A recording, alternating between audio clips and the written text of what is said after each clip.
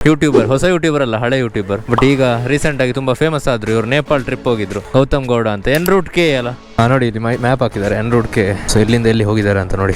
ಎಷ್ಟೋ ಜನರಿಗೆ ಆಸೆ ಇಂಟರ್ನ್ಯಾಷನಲ್ ಟ್ರಿಪ್ ಮಾಡಬೇಕು ಅಂತ. ಅದರಲ್ಲೂ ನೀವು ಬೈಕಲ್ಲಿ ಟ್ರಿಪ್ ಮಾಡಿದ್ದೀರಾ, ಒಳ್ಳೊಳ್ಳೆ ಕಂಟೆಂಟ್ಗಳನ್ನು ಕೊಡ್ತಾ ಇರ್ತಾರೆ. ನಮ್ಮ ಕರ್ನಾಟಕದ ಬೇರೆ ಬೇರೆ ಜಾಗಗಳು ಮತ್ತು ನಮ್ಮ ಇಂಡಿಯಾ. ಈಗಂತೂ ಇಂಟರ್ನ್ಯಾಷನಲ್ ಸ್ಟಾರ್ ಆಗಿಬಿಟ್ಟಿದ್ದಾರೆ ಇವರು. ಸೊ ಹಾಗಾಗಿ ಇವರನ್ನ ಫಾಲೋ ಮಾಡಿ. ಸೊ ಇಲ್ಲಿಂದ ಆ್ಯಕ್ಚುಲಿ ನೋಡ್ಬೇಕಂತ ಆದರೆ ಸನ್ಸೆಟ್, ಆಯಿತಾ, ಸನ್ಸೆಟ್ ತುಂಬಾ ಅದ್ಭುತವಾಗಿರುವಂಥದ್ದು. ಸೊ ಜನರು ಜಾಸ್ತಿಯಾಗಿ ಇಲ್ಲಿ ಬಂದು ಸನ್ಸೆಟ್ಟನ್ನು ಇಲ್ಲಿ ಕುತ್ಕೊಂಡು ನೋಡ್ತಾರೆ. ಏಜ್ ಇದ್ದಾಗಲೇ ನಾವು ಟ್ರಾವೆಲ್ ಮಾಡಬೇಕು, ಬೈಕ್ ರೈಡ್ ಮಾಡಬೇಕು, ಮೋಟೋ ಬ್ಲಾಗಿಂಗ್ ಮಾಡಬೇಕು. ಮತ್ತು ಸೊಂಟ ನೋವು, ಮಂಡಿ ನೋವು ಮತ್ತು ಕುತ್ತಿಗೆ ನೋವೆಲ್ಲ ಬರಲಿಕ್ಕೆ ಸ್ಟಾರ್ಟ್ ಆದರೆ ಮತ್ತು ಮೋಟೋ ಬ್ಲಾಗಿಂಗ್ ಬಿಡಿ, ಟ್ರಾವೆಲ್ ಮಾಡಲಿಕ್ಕೆ ಆಗಲಿಕ್ಕಿಲ್ಲ. ಸೊ ಹಾಗಾಗಿ ಟೈಮ್ ಇರುವಾಗ ಟ್ರಾವೆಲ್ ಮಾಡಿ.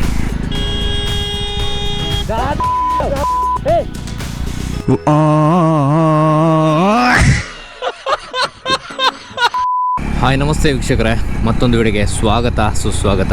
ಈಗ ನಾವು ಹೋಗ್ತಾ ಇರುವಂಥದ್ದು ಮಡಿಕೇರಿಗೆ, ಆಯಿತಾ. ಈಗ ಮಾನ್ಸೂನ್ ಏನು ಸ್ಟಾರ್ಟ್ ಆಗಬೇಕಷ್ಟೇ. ಇವತ್ತು ಡೇಟ್ May 22.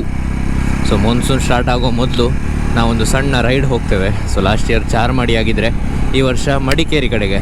ಸೊ ಈ ರೈಡಲ್ಲಿ ಜಾಸ್ತಿ ಜಾಗಗಳನ್ನು ನಾವೇನು ನೋಡೋದಿಲ್ಲ, ಬಟ್ ಒಂದು ಸ್ಟೇ ನಮಗೆ ಇಂಟ್ರೊಡ್ಯೂಸ್ ಮಾಡಿದ್ದಾರೆ ನಮ್ಮ ಒಬ್ಬರು ಫ್ರೆಂಡ್. ಸೊ ಹಾಗಾಗಿ ಆ ಸ್ಟೇ ಹೇಗಿದೆ ಅಂತ ನಿಮಗೂ ಕೂಡ ತೋರಿಸ್ತೇನೆ. ಸೊ ನೀವೇನಾದರೂ ಈ ಕಡೆ ಬರೋದಂತಾದರೆ, ಬ್ಯಾಂಗ್ಳೂರಿಂದ ಮಡಿಕೇರಿ ಕಡೆ ಬರೋದಂತಾದರೆ, ಅಥವಾ ಮಡಿಕೇರಿ ಕಡೆ ಬರೋದಂತಾದರೆ ಅಲ್ಲಿ ಸ್ಟೇ ಆಗ್ಬೋದು. ಸೊ ಅದನ್ನೆಲ್ಲ ತೋರಿಸ್ತೇನೆ.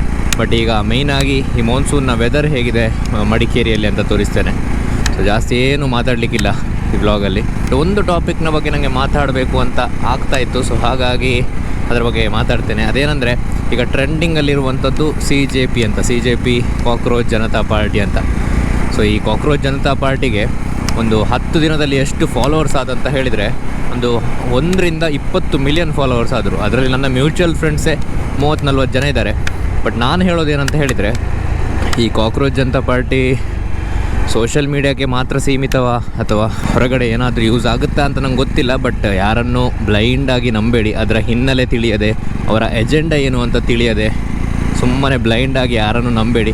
ಸೊ ನಾನು ಯಾವ ಪೊಲಿಟಿಕಲ್ ಪಾರ್ಟಿಯಲ್ಲಿಲ್ಲ, BJP ಆಗಿರಲಿ, ಕಾಂಗ್ರೆಸ್ ಆಗಿರಲಿ, ಅಥವಾ ಈಗ ಹೊಸದಾಗಿ ಬಂದಂತಹ CJP ಆಗಿರಲಿ, ಯಾವುದರಲ್ಲೂ ಇಲ್ಲ, ಆಯಿತಾ. ಒಂದಿನ ಆ ಪಾರ್ಟಿಯನ್ನು ಸ್ಟಾರ್ಟ್ ಮಾಡಿದವರು ಏನಿದ್ದಾರೆ, ಅಥವಾ ಆ ಪಾರ್ಟಿಯ ರಿಯಲ್ ಎಜೆಂಡಾ ಏನು ಅಂತ ಹೊರಗೆ ಬಂದಾಗ, ಇನ್ ಕೇಸ್ ಬ್ಯಾಡ್ ಎಜೆಂಡಾ ಆಗಿದ್ದರೆ ಅದು ಹೊರಗೆ ಬಂದಾಗ ನಾವು ಅದಕ್ಕೆ ಸಪೋರ್ಟ್ ಮಾಡಿದ್ವಲ್ಲ ಅಂತ ಪಶ್ಚಾತ್ತಾಪ ನಮಗೂ ಆಗ್ಬೋದು. ಸೊ ಹಾಗಾಗಿ ಕರೆಕ್ಟಾದಂತಹ ಒಂದು ಎಜೆಂಡಾ ಇದ್ದರೆ ಮಾತ್ರ ಅದಕ್ಕೆ ಸಪೋರ್ಟ್ ಮಾಡಿ, ಕೇವಲ ಸ್ಟೋರಿ ಹಾಕಲಿಕ್ಕೆ ಮಾತ್ರ ಅದನ್ನು ಸಪೋರ್ಟ್ ಮಾಡಬೇಡಿ ಅಂತ ಹೇಳ್ತಾ ಈಗ ಹೋಗ್ತಾ ಇರುವಂಥದ್ದು ಮಡಿಕೇರಿ ಕಡೆಗೆ.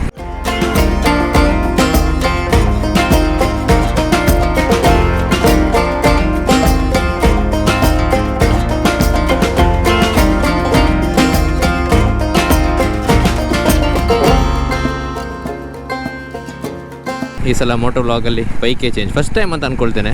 ನನ್ನ ಯೂಟ್ಯೂಬ್ ಇಷ್ಟು ವೀಡಿಯೋದಲ್ಲಿ ಒಂದು 600 ವೀಡಿಯೋ ಇದೆಯಲ್ಲ, ಅದರಲ್ಲೊಂದು 200 ಮೋಟೋ ವ್ಲಾಗಿಂಗ್ ವೀಡಿಯೋ ಇರ್ಬೋದು.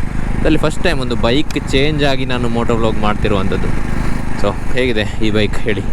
ಇದು ನಂದಲ್ಲ, ನಮ್ಮ ಫ್ರೆಂಡ್ ಪವನ್ ಅವರದು. ಸೊ ಒಂದೇ ಬೈಕಲ್ಲಿ ಹೋಗ್ತಾ ಇದ್ದಾವೆ ಈ ಸಲ.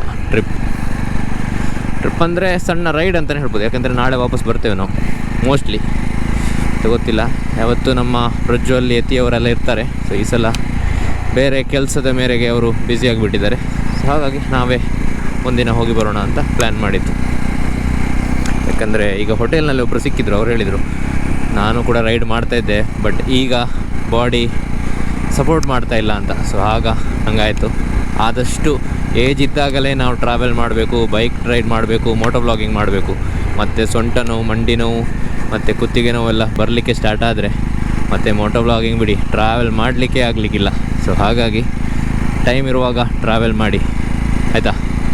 ಹಾಗೆಯೇ ನೀವೇನಾದರೂ ಈ ಬೈಕ್ ರೈಡರ್ಸ್ ಅಂತಾದರೆ, ಅಥವಾ ನೀವು ಕೂಡ ಈ ಥರ ಬೈಕಲ್ಲಿ ಟ್ರಿಪ್ ಹೋಗೋರಂತಾದರೆ, ಖಂಡಿತ ಒಂದು ಮೋಟೋ ಬ್ಲಾಗನ್ನು ತಗೊಳ್ಳಿ. ಈ ಥರ ನೀವು ಯೂಟ್ಯೂಬಿಗೆ ಹಾಕಬೇಕಂತಾಗಿಲ್ಲ, ಇದು ನಿಮಗೆ ಒಂದು ಸಪ್ರೇಟ್ ಮೆಮೊರಿ ಆಗಿರ್ತದೆ. ಯಾವಾಗ ಬೇಕಿದ್ದರೂ ನೀವು ನೋಡ್ಬೋದು.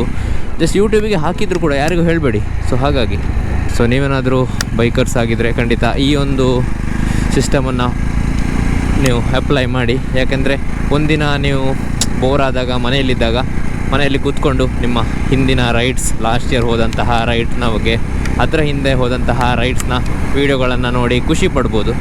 ಸೊ ಹಾಗಾಗಿ ಈ ಒಂದು ಪಾಲಿಸಿಯನ್ನು ನೀವು ಬೇಕಿದ್ದರೆ ಅನುಸರಿಸ್ಬೋದು. ಸೊ ನಾನು ಕೂಡ ಅಷ್ಟೇ, ಮನೆಯಲ್ಲಿದ್ದಾಗ ಕೆಲವೊಮ್ಮೆ ನನ್ನ ವಾಲ್ಪಾರೈ ರೈಡ್ಸ್, ವಯನಾಡ್ ರೈಡ್, ಬೇರೆ ಬೇರೆ ಬೇರೆ ಊರಿಗೆ ಹೋದಂತಹ ರೈಡ್ಸ್ನ ವೀಡಿಯೋಗಳನ್ನು ನೋಡ್ತಾ, ಯೂಟ್ಯೂಬ್ ವೀಡಿಯೋಗಳನ್ನು ನೋಡ್ತಾ ಖುಷಿ ಆಗ್ತದೆ. ಸೊ ಇಲ್ಲಿ ನಮ್ಮ ವಿನಾಯಕ ದೇವರನ್ನ ಗುಡಿ ಬಂದಿದೆ ಅಂತ ಅಂದ್ಕೊಳ್ತೇನೆ ಈ ಕಟ್ಟಲ್ಲಿ. ಸೊ ಇಲ್ಲಿ ಒಂದು 2 ನಿಮಿಷ ನಿಲ್ಲಿಸಿ ದೇವರಿಗೆ ಒಂದು ಕೈ ಮುಗಿದು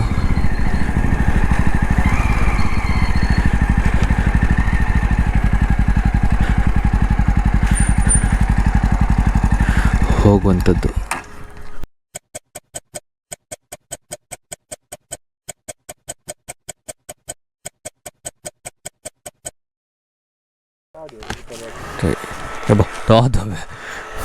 ನೋಡಿ ಫ್ಯಾನ್ ಆಯಿತು, ಫ್ಯಾನ್ ಆನ್ ಆಗಿದೆ. ಸೊ ಇವರದೇ ಬೈಕ್. ಹಾಯ್ ಬ್ರೋ, ಹೇಗೆ ಮಡಿಕೇರಿ ರೈಡ್? ಬರಲಿಲ್ಲ, ಇನ್ನೂ 30 ಕಿಲೋಮೀಟ್ರ್ ಇದೆ. ಸೊ ಹೇಗಾಗ್ತದೆ ಜಾವದಲ್ಲಿ ರೈಡಿಂಗ್? ಹಾಂ, ಮತ್ತು ಕುಂಡಿ ನೋವು ಆಗ್ತದೆ, ಹಾಗೆಯೇ ಸ್ವಲ್ಪ ಹೀಟ್ ಆಗ್ತದಲ್ಲ, ಹೀಟ್ ಆಗ್ತದೆ. ಸೊ ನೋಡುವ, ಈಗ ಇಲ್ಲಿಂದ ಮುಂದೆಗಡೆ ಇರುವಂಥದ್ದು ಇನ್ನು ಫುಲ್ ಫಾಗ್ ಘಾಟ್ ಸೆಕ್ಷನ್ ಅಲ್ಲಿ ನೋಡಿ. ಸೊ ಹೋಗುವ.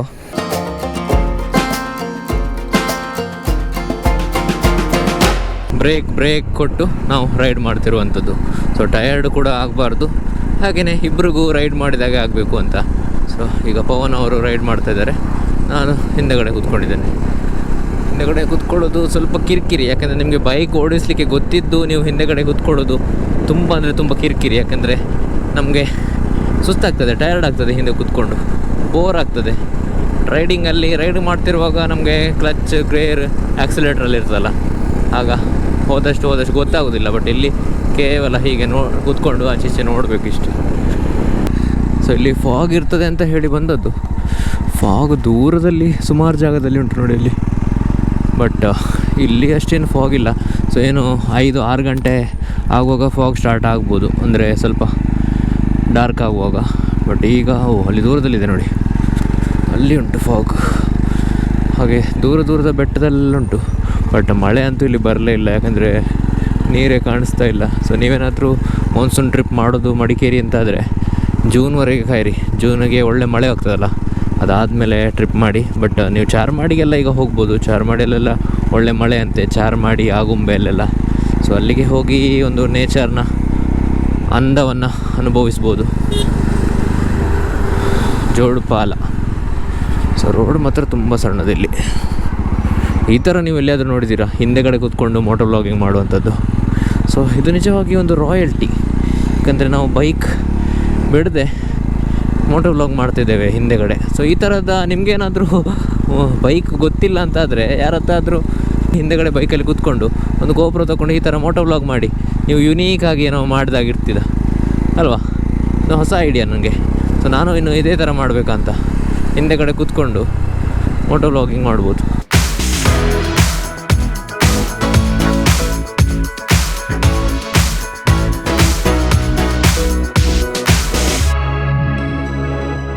ಸೊ ನೋಡಿ, ಈಗ ನಾವು ಮಡಿಕೇರಿ ರೀಚ್ ಆಗಿ ಇಲ್ಲಿ ಇರುವಂತಹ ರಾಜಾ ಸೀಟ್ ಮಡಿಕೇರಿ ಕಡೆಗೆ ಒಳಗಡೆ ಹೋಗ್ತಾ ಇದ್ದೇವೆ. ಸೊ ಇದು ಬೇಸಿಕಲಿ ಒಂದು ಪಾರ್ಕ್ ಆಯಿತಾ. ಸೊ ಒಳಗಡೆ ಹೋಗುವ. ಇಲ್ಲಿ ಹೋಗಬೇಕಂತಾದರೆ 20 ರೂಪೀಸ್ ಟಿಕೆಟ್ ಕೊಟ್ಟು ಹೋಗಬೇಕು.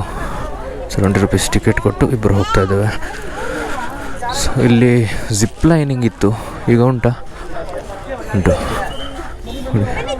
ನೋಡಿ 20 ರೂಪೀಸ್ ಟಿಕೆಟ್. ಹಾಗೆಯೇ ಜಿಪ್ ಲೈನ್ ಮಾಡಬೇಕಂತಾದರೆ 350, ಅದರಲ್ಲಿ ಉಂಟು ಜಿಪ್ ಲೈನ್. ಹಾಗೆಯೇ rope activity 150, rocket ejector, kids play area ಅದೆಲ್ಲ ಉಂಟು ನೋಡಿ. ಬೇಸಿಕ್ಲಿ ಇದು ಇಲ್ಲಿರುವಂಥದ್ದು ಅದೇನೆಂದರೆ ಪಾರ್ಕ್. ಸೊ ಮಡಿಕೇರಿ ನೀವು ಎಷ್ಟು ಸಲ ಬಂದಿದ್ದೀರಾ? ಹಾಂ, ಲೆಕ್ಕ ಇಲ್ಲ. ಅದರಲ್ಲಿ ಮಡಿಕೇರಿಯಲ್ಲಿ ನಿಮ್ಮ ತುಂಬ ಇಷ್ಟವಾದಂಥ ಒಂದು ಸ್ಥಳ ಹೇಳಬೇಕಂತಂದರೆ ಯಾವುದು? ಹಾಂ, ಯಾಕೆ ಏನೋ ಬರ್ತಾರೆ, ಒಳ್ಳೆ ವ್ಯೂ ಉಂಟಂತನ? ಹಾಂ, ಒಳ್ಳೆ ವ್ಯೂ ಉಂಟಂತಂತೆ. ಸೊ ನೋಡುವ, ಇಲ್ಲಿ ಬೇಸಿಕಲಿ ನೋಡಿ ಆಗಲೇ ಹೇಳಿದಾಗೆ ಇದು ಐ ಲವ್ ರಾಜಾ ಸೀಟ್ ಮತ್ತು ಮ್ಯೂಸಿಕಲ್ ಫೌಂಟೇನ್ ಎಲ್ಲ ಉಂಟು. ಬಟ್ ತುಂಬ ಫೇಮಸ್ ಆಗಿರುವಂಥದ್ದು ಅಥವಾ ತುಂಬ ಜನ ಬರೋದು ಇದು ಯಾವುದು ನೋಡಲಿಕ್ಕಲ್ಲ.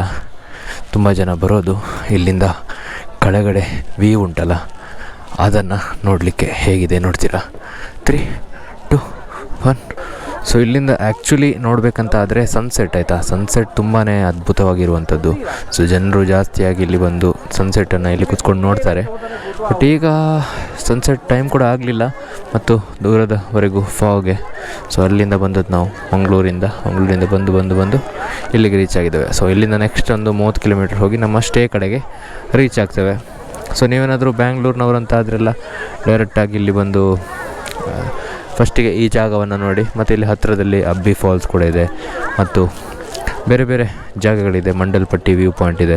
ಸೊ ಅದನ್ನೆಲ್ಲ ನೋಡಿ ನಿಮ್ಮ ಟೈಮ್ ಸ್ಪೆಂಡ್ ಮಾಡ್ಬೋದು, ಒಂದು ದಿನವನ್ನು ಇಲ್ಲಿ ಟೈಮ್ ಸ್ಪೆಂಡ್ ಮಾಡ್ಬೋದು ಅಂತ ಹೇಳ್ತಾ ಈಗ ಇಲ್ಲಿಂದ ಸೈನ್ ಆಫ್ ಆಗುವಂಥ ಸಮಯ. ಇದು ಸಣ್ಣೊಂದು ವ್ಲಾಗ್ ಆಯಿತಾ, ಮಂಗಳೂರಿಂದ ಮಡಿಕೇರಿ ಬರುವಂತಹ ವ್ಲಾಗ್. ಅದರ ಮಧ್ಯದಲ್ಲಿ ಕೆಲವೊಂದು ವಿಷಯಗಳನ್ನು ಮಾತಾಡಬೇಕಿತ್ತು, ಹಾಗಾಗಿ ಮಾತಾಡಿ ಅದನ್ನು ಮುಗಿಸಿದ್ದೇನೆ. ಸದ್ಯಕ್ಕೆ ಇಲ್ಲಿ ಕೂತ್ಕೊಂಡು ಒಂದು ಪೀಸ್ಫುಲ್ ಆದಂತಹ ಟೈಮನ್ನು ಎಂಜಾಯ್ ಮಾಡುವ, ಬನ್ನಿ. ಇವರ ಗುರ್ತಾ ಇರ್ಬೋದು NRoute K ಅಂತ, ಇಲ್ಲಿ ನೋಡಿ NRoute K. ಸೊ ಇನ್ಸ್ಟಾಗ್ರಾಮ್ ಮತ್ತು ಯೂಟ್ಯೂಬಲ್ಲಿ ಇದ್ದಾರೆ, NRoute K ಅಂತ ಸರ್ಚ್ ಮಾಡಿ. ಸೊ ಕೂರ್ಗ್ನ ಬಗ್ಗೆ ಮತ್ತು ಬೇರೆ ಬೇರೆ ಊರಿನ ಬಗ್ಗೆ ಡೀಟೇಲ್ಸ್ ಕೊಡ್ತಾರೆ. ಕೂರ್ಗಿನ ಒಂದು ನಾನು ನೋಡಿದ ಪ್ರಕಾರ ಕೂರ್ಗ್ನ ಒಂದು ಒಳ್ಳೆಯ ಎಕ್ಸ್ಪ್ಲೋರರ್ ಇವರು. ಸೊ ರೀಸೆಂಟಾಗಿ ನೇಪಾಳ್ ಟ್ರಿಪ್ ಕೂಡ ಹೋಗಿ ಬಂದಿದ್ರಲ್ಲ, ಬಂದಿದ್ದರು. ಎಲ್ಲೆಲ್ಲ ತಿರುಗಾಡಿದ್ದೀರಾ? ಫಸ್ಟ್ ಟೈಮ್ ಮಡಿಕೇರಿಯಿಂದ bike on road first time international ride ಹೋಗಿರೋದು. ಇಲ್ಲಿ ಅಂದರೆ ನಾವು ಕಾಶಿ, ಪ್ರಯಾಗ್ರಾಜ್, ಸೋನಿ border, Kathmandu, Pokhara till China border. Okay. And main important ಏನಂದರೆ ರೈಡಲ್ಲಿ 1000 ಗಿಡಕ್ಕಿಂತ ಹೆಚ್ಚಿನ ಗಿಡಗಳನ್ನು ನೆಟ್ಟಿದ್ದೀವಿ.